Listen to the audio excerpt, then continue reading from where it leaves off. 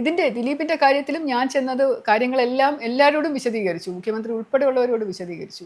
പക്ഷെ അവർക്കൊക്കെ അത് അറിയാം എന്നുള്ളതാണ് എനിക്ക്, അവർക്കൊക്കെ ഞാൻ പറയുന്നത് ശരിയാണെന്നുള്ളത് അറിയാം, പക്ഷെ ദേ വോണ്ട് അക്സെപ്റ്റ് ഇറ്റ്.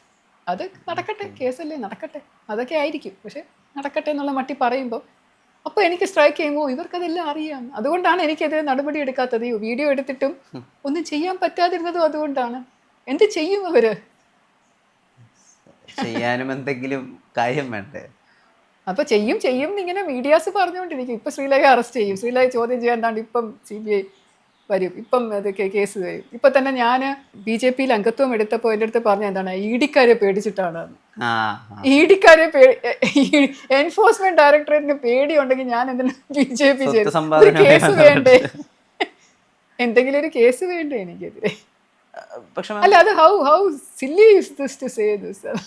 മാമിനെ പോലെ ഒരാള് എത്ര ഫ്ലിംസി ആയിട്ട് ആലോചിക്കണം ദാറ്റ് ഒരു പാർട്ടി ജോയിൻ ചെയ്താൽ, അതും ഭരിക്കുന്ന പാർട്ടി ജോയിൻ ചെയ്ത് ED-യുടെ അന്വേഷണം വരെ അത് ഒരു പ്രത്യേകതരം ഭാവനയിൽ നിന്ന് വരുന്നതാണെന്നാണ് ഞാൻ വിശ്വസിക്കുന്നത്. എനിക്കറിയില്ല എന്താന്ന്. അല്ല, ചാണകക്കുഴി വീണു എന്നൊക്കെ പറഞ്ഞാലും കുഴപ്പമില്ല, പക്ഷെ ED അത് ഞാൻ ആദ്യമായിട്ട് കേൾക്കാണ്. ED-യെ പേടിയാണ്, ED-യെ പേടിച്ചിട്ടാണ് ഞാൻ BJP ചേർന്നത്. എനിക്കാരും പേടിക്കേണ്ട കാര്യമില്ല. എത്രയും കാലം എടുത്തു ഒരു വനിത നമ്മുടെ ഫോഴ്സിലേക്ക് വരാൻ എന്നുള്ളത്, നമ്മൾ എത്രത്തോണ്ട് ഉൾക്കൊണ്ടിട്ടുണ്ട് എന്നുള്ളതിൻ്റെ ഒരു കാര്യം കൂടി ഉണ്ടല്ലോ. അതായത് ജെൻഡർ വൈസ് നമ്മൾ ന്യൂട്രലാണ്, അല്ലെങ്കിൽ ജെൻഡർ വൈസ് നമുക്ക് ഇക്വാലിറ്റി കൊണ്ടുവരാൻ വന്നിട്ടുണ്ട്. മാമിൻ്റെ ഈ ഒരു സ്പാൻ ഓഫ് 33.5 വർഷത്തിൽ എന്താ അതിൽ നിന്ന് മനസ്സിലായിട്ടുള്ളത്? ജെൻഡർ ഇക്വാളിറ്റി ഇപ്പോഴും ഇല്ല, കേരളത്തിലും അല്ല, എനിക്ക് തോന്നുന്നില്ല ലോകത്ത് എവിടെയെങ്കിലും ഉണ്ടോ എന്ന് എനിക്ക് തോന്നുന്നില്ല. ഒന്നാമത്തെ കാര്യം, 2 ജെൻഡർ ആവുന്നത് കൊണ്ട് അതിന്റെ ഡിഫറൻസസ് എന്തായാലും ഉണ്ടാവും.